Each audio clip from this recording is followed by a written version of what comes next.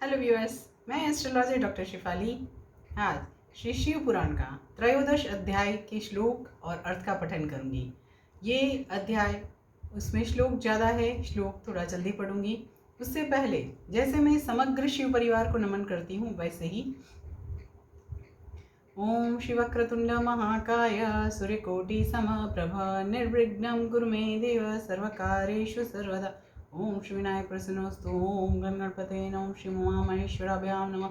जय पार्वती माता, जय कार्तिकेय स्वामी। ओम नमः शिवाय। ओम नमः शिवाय। ओम नमः शिवाय। जल्दी से जल्दी श्लोक और अर्थ पठन चालू कर रही हूँ।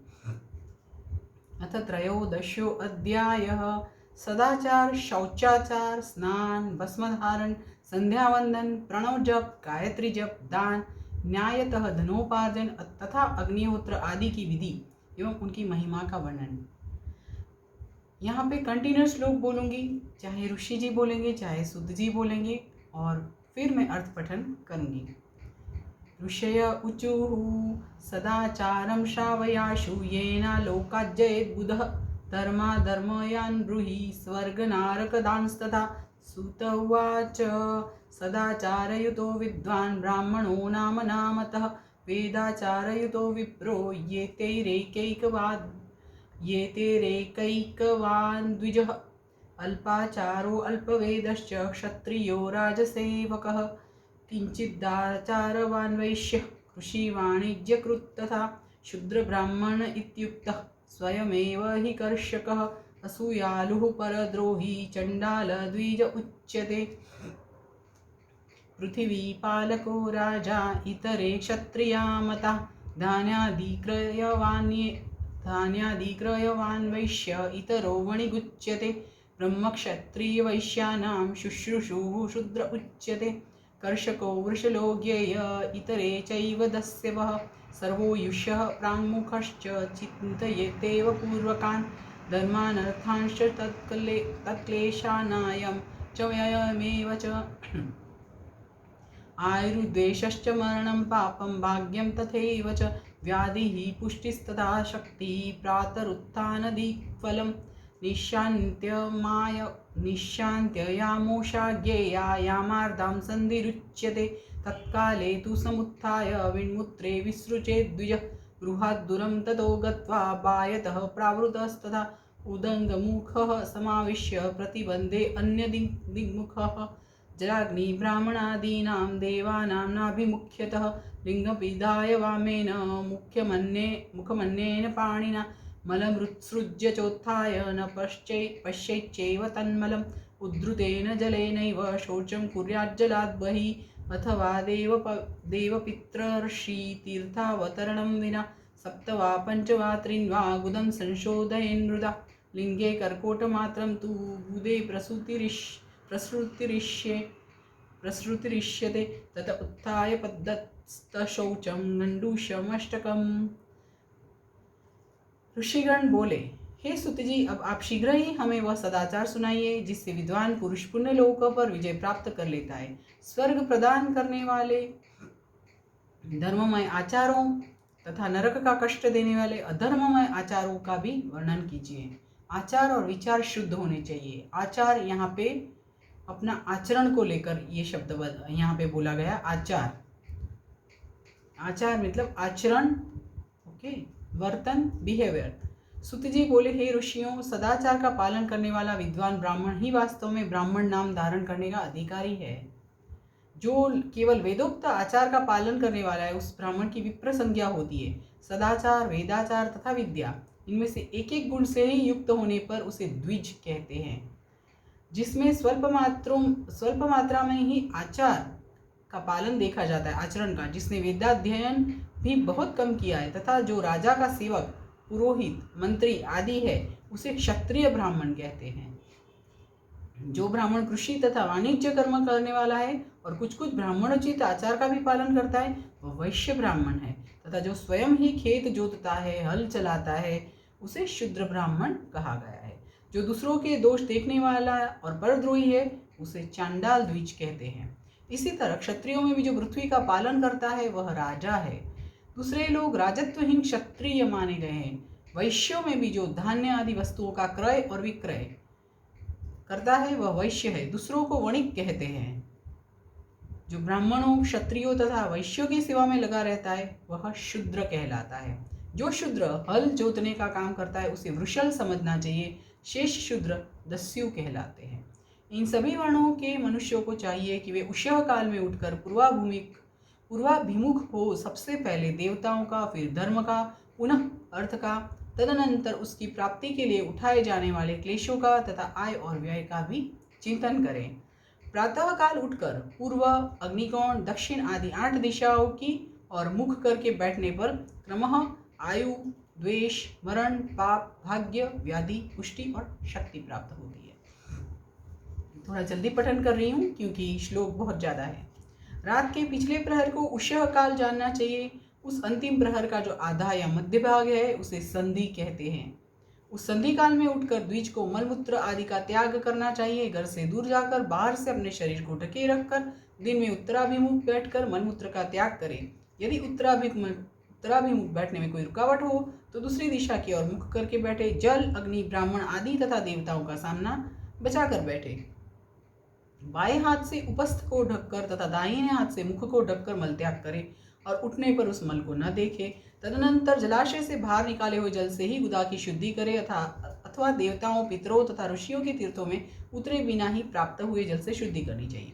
गुदा में 7, 5 या 3 बार मिट्टी से उसे धोकर शुद्ध करे। लिंग में ककोड़े के फल के बराबर मिट्टी लेकर लगाए और उसे धो दे, परंतु गुदा में लगाने के लिए 1 पसर मिट्टी की आवश्यकता होती। लिंग और गुदा की शुद्धि के पश्चात उठकर अन्यत्र जाए और हाथ पैरों की शुद्धि करके 8 बार कुल्ला करे। यहाँ पे आगे क्या श्लोक का पठन कर रही हूँ और अर्थ पठन कर रही हूँ।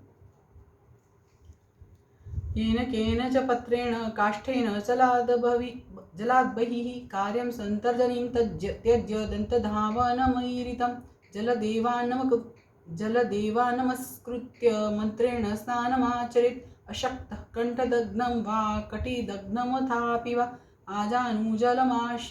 आजानुजलमाविश्य मन्त्रस्नानं समाचरेत्।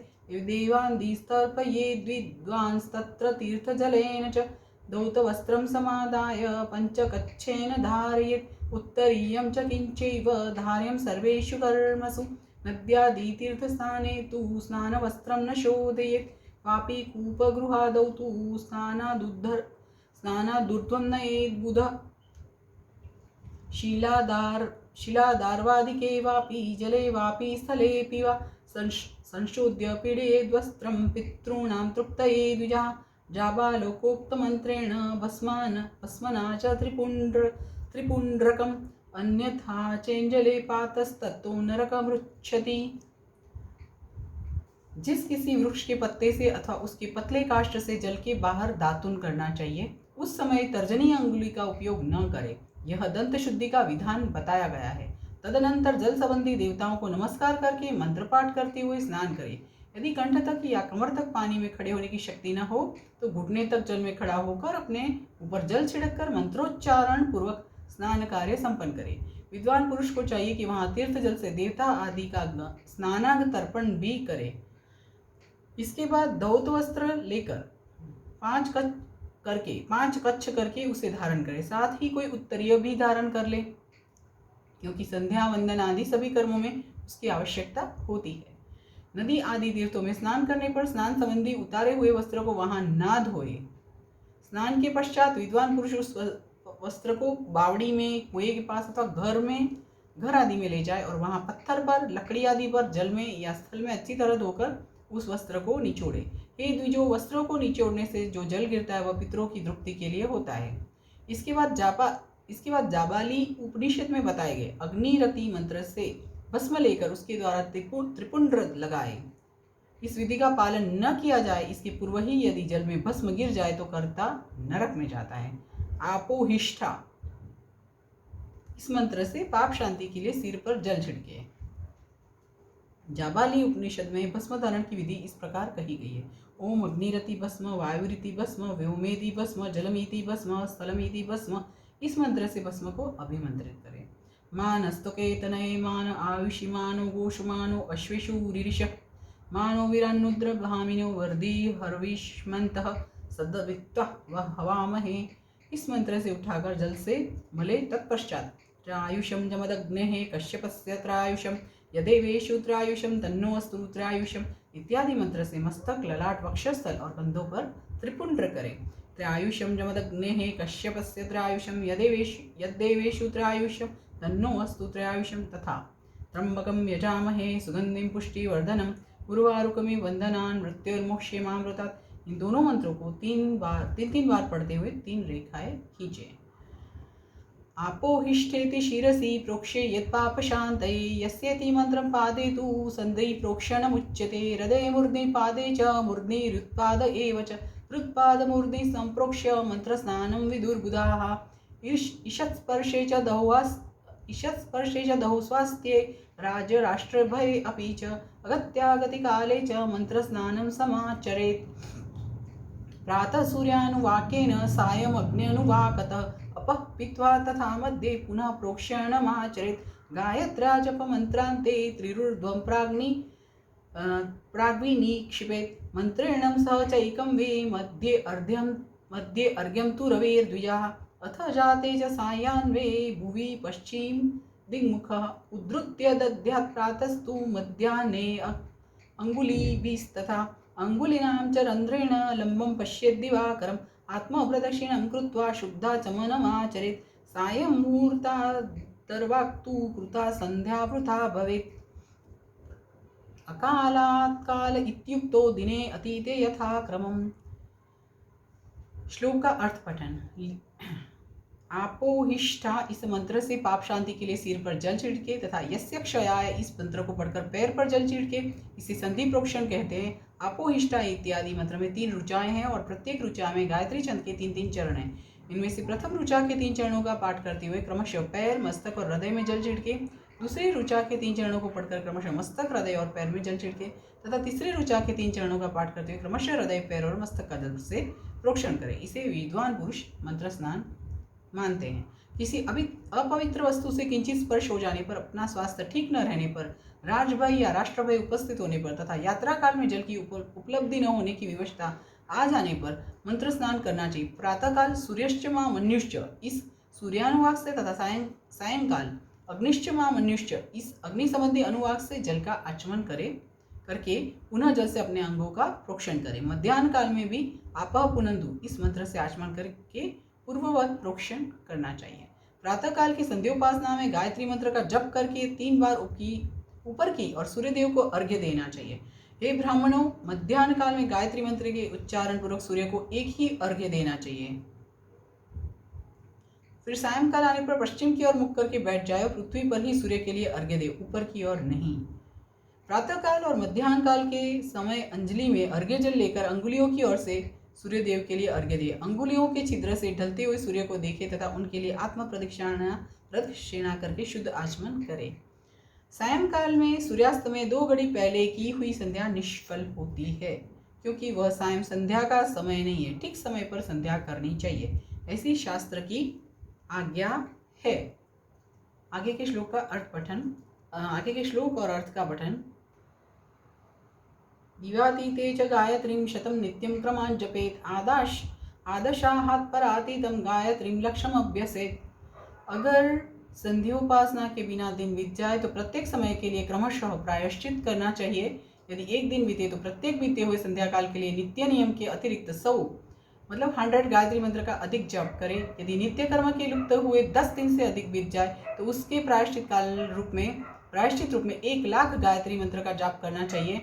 यदि 1 मास तक नित्य कर्म छूट जाए तो पुनः अपना उपनयन संस्कार कराए, मतलब पुनः से जनेऊ संस्कार कराए।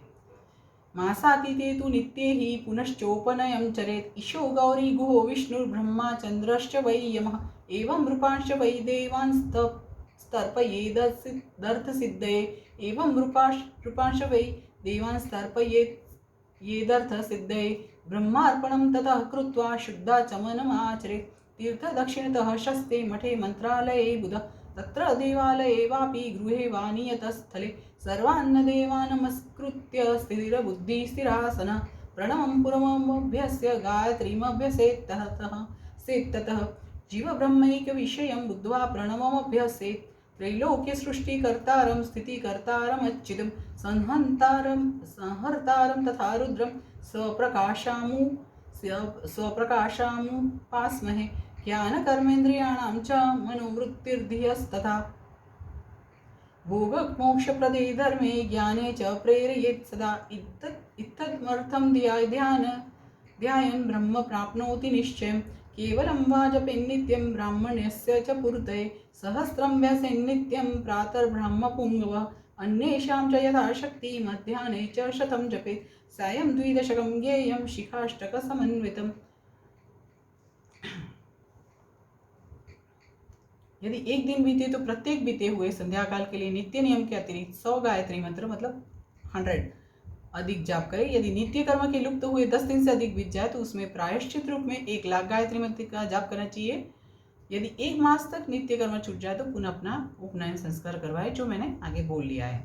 अर्थ सिद्धि के लिए ईश, गौरी, कार्तिकेय, विष्णु, ब्रह्मा, चंद्रमा और यम का तथा ऐसे ही अन्य देवताओं का भी शुद्ध जल से तर्पण करें। तत्पश्चात तर्पण कर्म को ब्रह्मार्पण करके शुद्ध आचमन करें।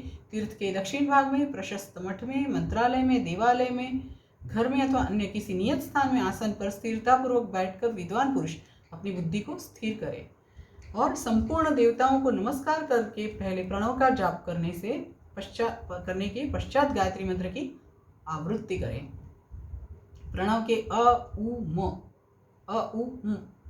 उ म इन तीनों अक्षर से मतलब ओम, तीनों अक्षर से जीव और ब्रह्म की एकता का प्रतिपादन होता है। इस बात को जानकर प्रणव का जाप करना चाहिए। जप काल में यह भावना करनी चाहिए कि हम तीनों लोकों की सृष्टि करने वाले ब्रह्मा, पालन करने वाले विष्णु तथा संहार करने वाले रुद्र की, जो स्वयं प्रकाश चिन्मय है, उपासना करते हैं। यह ब्रह्म स्वरूप ओंकार हमारी कर्मेंद्रियों और ज्ञानेंद्रियों की वृत्तियों को, मन की वृत्तियों को तथा बुद्धि वृत्तियों को सदा भोग और मोक्ष प्रदान करने वाले धर्म एवं ज्ञान की ओर प्रेरित करें। बुद्धि के द्वारा प्रणव के इस अर्थ का चिंतन करता हुआ जो इसका जाप करता है वह निश्चय ही ब्रह्म को प्राप्त कर लेता है, अथवा अर्थानुसंधान के बिना भी प्रणव का नित्य जाप करना चाहिए। इससे ब्राह्मणत्व की पूर्ति होती है। ब्राह्मणत्व की पूर्ति के लिए श्रेष्ठ ब्राह्मण को प्रतिदिन प्रातः काल 1 सहस्त्र गायत्री मंत्र का जाप करना चाहिए। मध्याह्न काल में 100 बार और सायंकाल में 28 बार जप की विधि है। अन्य वर्ण के लोगों को अर्थात क्षत्रिय और वैश्यों को तीनों संध्याओं के समय यथासाध्य गायत्री जाप करना चाहिए। आगे के श्लोक पठन एवं अर्थ पठन। मूलाधारं समारभ्य द्वादशांश स्थितांस्तथा विद्येश्य ब्रह्म विष्णवीश्य जीवात्मा परमेश्वरान् ब्रह्मबुद्धया तदैक्यं च सोऽहं भावनया जपेत् तानेव ब्रह्मरन्ध्रादौ कायाद् बाह्ये च भावेत् महत्तत्त्वं समारभ्य शरीरं तु सहस्रकम् एकैकस्मान् जपादेकमतिक्रम्य शनैः शनैः परस्मिन् योजयैजैवं जपत्तत्त्वमुदाहृतं शतद्विदशकं देहं शिखाष्टकसमन्वितं मन्त्राणां जप एवं हि जपमाद्रेकमाद्विदुः सहस्रं ब्राह्मदं विद्याच्छतमैन्द्रप्रदं विदुः इतरत्वात्मरक्षार्थं ब्रह्मयोनिषु जायते दिवाकरमुपस्थाय नित्यमित्थं समाचरेत्। लक्ष्यद्वादशयुक्तस्तु पूर्णब्राह्मण इरितः गायत्र्या लक्ष्यहीनं तु वेदकार्येण योजेत्। आसप्ततेस्तु नियमं पश्चात् प्रव्राजनं चरेत्। प्रातर्द्वादशसाहस्रं प्रव्राजी प्रणवं जपेत्। दिने दिने त्वतिक्रान्ते नित्यमेवं क्रमान् जपेत्। मासादौ क्रमशो अतिते सार्धलक्ष्य जपेन हि अतः ऊर्ध्वमतिक्रान्ते पुनः प्रेषं समाचरेत्। एवं कृत्वा दोषशान्ति ही अन्यथा रौरवं व्रजेत्।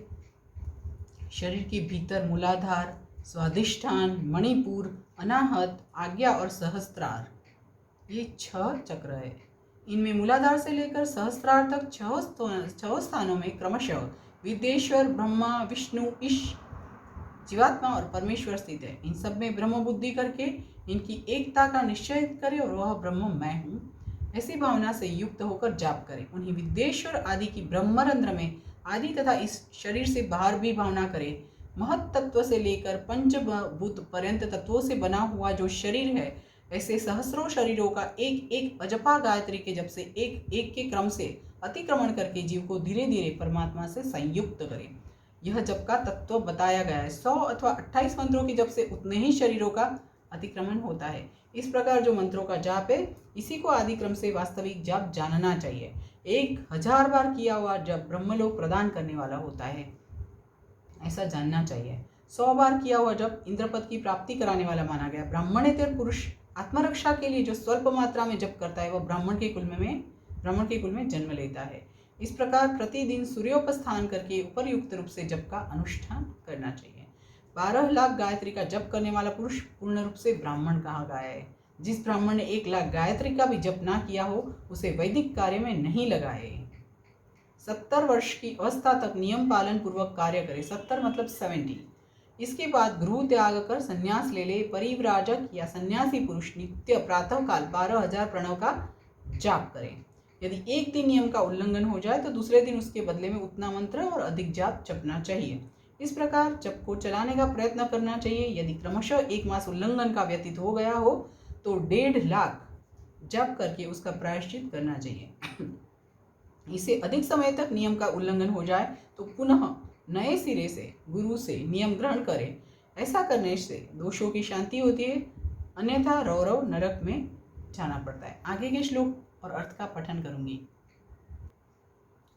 धर्मार्थयोस्ततो यत्नं कुर्यात् कामिन चेतर ब्राह्मणो मुक्तिकामः स्याद् ब्रह्मज्ञानं सदाभ्यसेत्। धर्मादर्थो अर्थतो भोगो भोगाद् वैराग्य संभव। धर्मार्जितार्थ भोगेन वैराग्यमुपजायते विपरीतार्थ भोगेन राग एव प्रजायते। धर्मश्च द्विविधः प्रोक्तो द्रव्यै देहद्वयेन च। द्रव्यमिच्छादिरूपं स्यात् तीर्थस्नानादिदैहिकं। धर्मेण धनमाप्नोति तपसा दिव्यरूपतां। निष्कामः शुद्धिमाप्नोति शुद्धया ज्ञानं न संशयः। कृतादौ हि तपः श्लाघ्यं द्रव्यधर्मः कलो युगे। कृते ध्यानसिद्धिस्त्रेतायां तपसा तथा द्वापरे यजनाज्ञानं प्रतिमा पूजया कलौ। यादृशं पुण्यपापं वा तादृशं फलमेव हि। द्रव्यदेहाङ्गभेदेन न्यूनवृद्धिक्षयाधिकम्। अधर्मो हिंसिकारूपो धर्मस्तु सुखरूपकः। अधर्मात् दुःखमाप्नोति धर्माद् वै सुखमेघते। विद्यात् दुर्वृत्तितो सुखं सुख विद्यात् सुवृत्तितः। धर्मार्जनमतः कुर्यात् भोगमोक्षप्रसिद्धे। सकुटुम्बस्य विप्रस्य चतुर्जनयुतस्य च। शतवर्षस्य वृत्तिं तु दद्यात् तद्ब्रह्मलोकदम्। जो सकाम भावना से युक्त गृहस्थ ब्राह्मण है, उसी को धर्म तथा अर्थ के लिए यत्न करना चाहिए। मुमुक्षु ब्राह्मण को तो सदा ही ज्ञान का ही अभ्यास करना चाहिए। धर्म से अर्थ की प्राप्ति होती है, अर्थ से भोग सुलभ होता है और उस भोग से वैराग्य की प्राप्ति होती है। धर्मपूर्वक उपार्जित धन से जो भोग प्राप्त होता है, उससे एक दिन अवश्य वैराग्य का उदय होता है। धर्म के विपरीत अधर्म से उपार्जित धन के द्वारा जो भोग प्राप्त होता है, उससे भोगों के प्रति ही आसक्ति उत्पन्न होती है। धर्म 2 प्रकार का कहा गया है, द्रव्य के द्वारा संपादित होने वाला और शरीर से किया जाने वाला।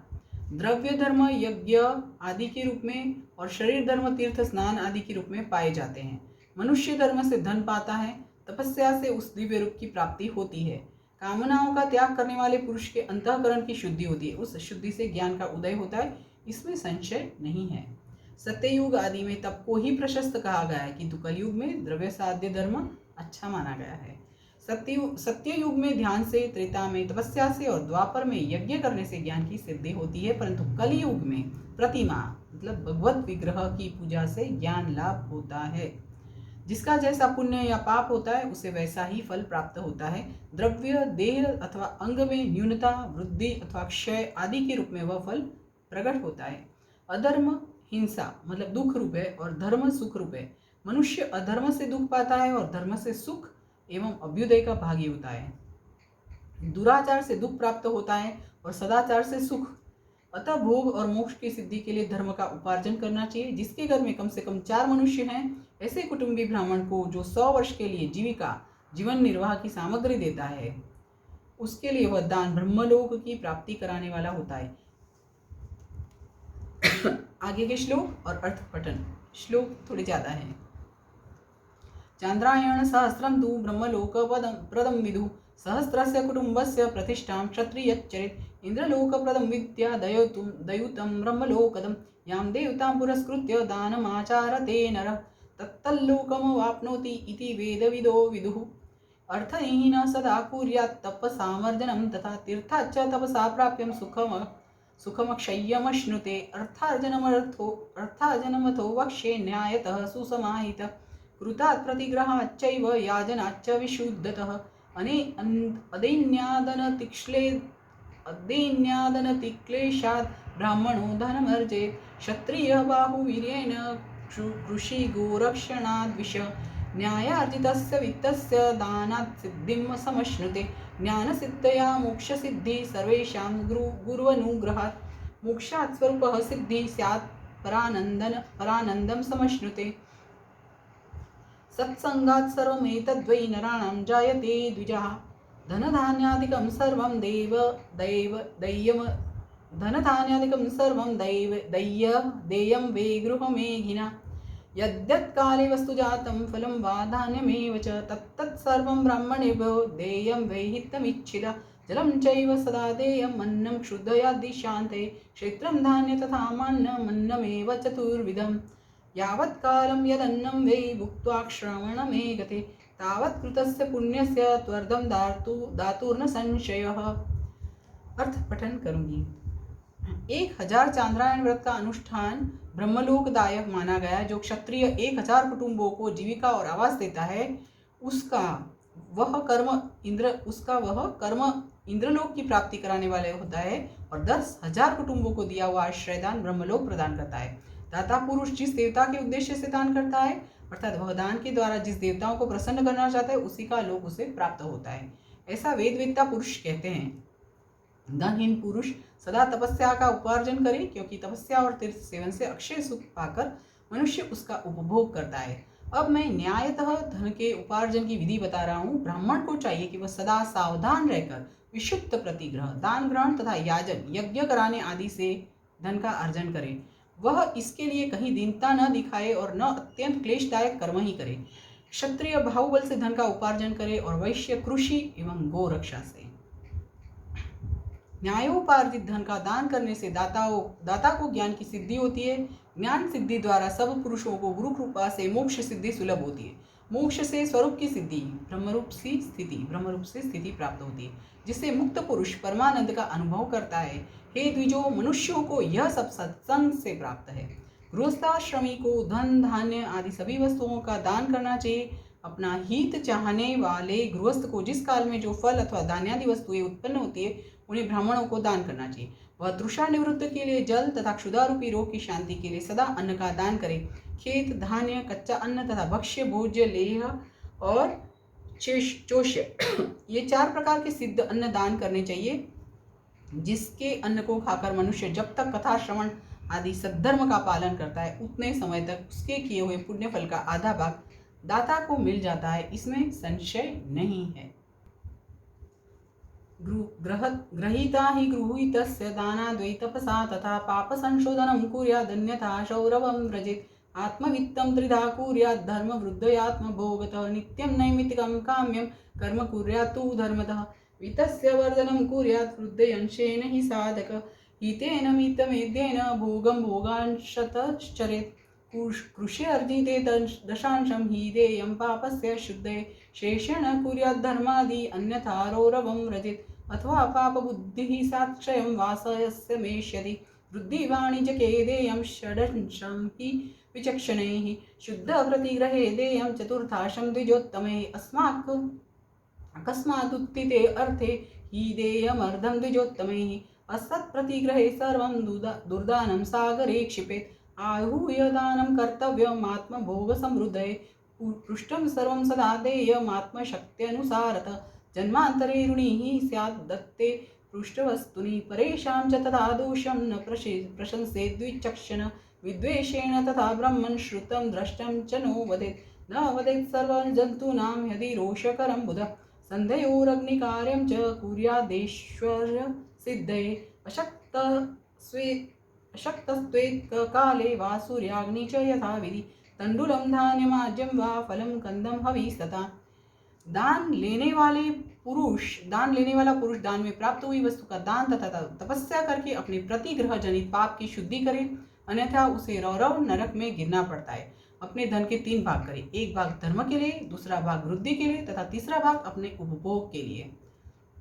नित्य, नैमित्तिक और काम में ये तीनों प्रकार के कर्म धर्मार्थ रखे हुए धन से करे। साधक को चाहिए कि वह वृद्धि के लिए रखे हुए धन से ऐसा व्यापार करे जिससे उस धन की वृद्धि हो तथा उपभोग के लिए रक्षित धन से हितकारक, परिमित एवं पवित्र भोग भोगे। खेती से पैदा किया हुए धन का 10वां अंश दान कर दे, इससे पाप की शुद्धि होती है। शेष धन से धर्म, वृद्धि एवं उपभोग करे, अन्यथा वह रौरव नरक में पड़ता है अथवा उसकी बुद्धि पाप से परिपूर्ण हो जाती है या खेती ही चौपट हो जाती है। वृद्धि के लिए किए गए व्यापार में प्राप्त हुए धन का 6ठा भाग दान करे। श्रेष्ठ ब्राह्मणों को दान में प्राप्त हुए शुद्ध पदार्थों का 1/4 दान कर देना चाहिए। उन्हें अकस्मात प्राप्त हुए धन का तो आधा भाग दान कर ही देना चाहिए। असत प्रतिग्रह, दूषित दान में प्राप्त संपूर्ण पदार्थों को समुद्र में फेंक देना चाहिए। अपने भोग की समृद्धि के लिए ब्राह्मणों को बुलाकर दान करना चाहिए।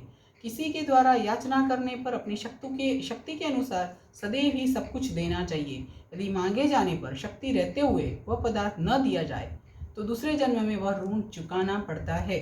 विद्वान को चाहिए कि वह दूसरों के दोषों का वर्णन नहीं करे। हे ब्राह्मण, द्वेषवश दूसरों के सुने या देखे हुए छिद्र को भी प्रकट नहीं करे। विद्वान पुरुष ऐसी बात न ही कहे जो समस्त प्राणियों के हृदय में रोष पैदा करने वाले होती है। ऐश्वर्य की सिद्धि के लिए दोनों संध्याओं के समय अग्निहोत्र करे। यदि असमर्थ हो तो वह एक ही समय सूर्य और अग्नि को विधि पूर्वक दी हुई आहुति से संतुष्ट करे।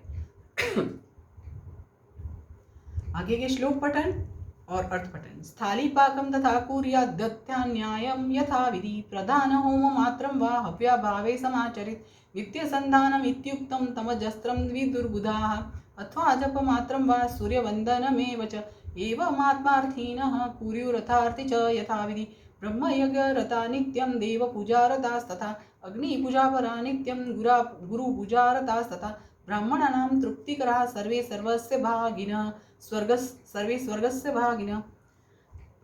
श्लोक का अर्थ पठन। चावल, धान्य, घी, फल, कंद तथा हविष्य इनके द्वारा विधि पूर्वक स्थाली पाक बनाए तथा यथोचित रीति से सूर्य और अग्नि को अर्पित करे। यदि भविष्य का अभाव हो तो प्रधान होम मात्र करे। सदा सुरक्षित रहने वाली अग्नि को विद्वान पुरुष अजस्त्र की संज्ञा देते हैं। यदि असमर्थ हो तो संध्या काल में जप मात्र या सूर्य की वंदना मात्र कर ले।